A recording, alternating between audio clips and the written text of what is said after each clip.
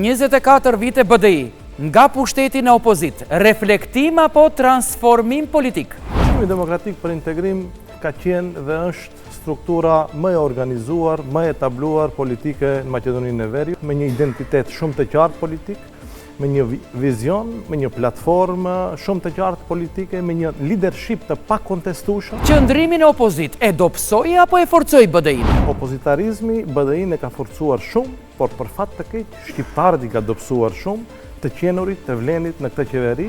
Vlen në pushtet, alternativ reale apo shgënjim për shqiptarët? Ato nuk u bën pjesë e qeverisë sepse i votuan shqiptarët. Ato humbën këtë qeveri, hynë në këtë qeveri si humbës dhe ishin të përzgjedhurit e VMRO-DPMN-s. Ja, ata zotëri Regjepi janë në pushtet, ju jeni në opozit. Po kjo ishte për shkak të ndikimit të botës sërbe këtu në Maqedoninë e Veriut. A pret BDI zgjedhjet e parakokshme dhe a është e gatshme për betejën e re politike? Përballja jonë e ardhshme dhe përballja vendimtare nuk do jetë me Vlenin, se ne nuk i llogaritim as si oponent politik.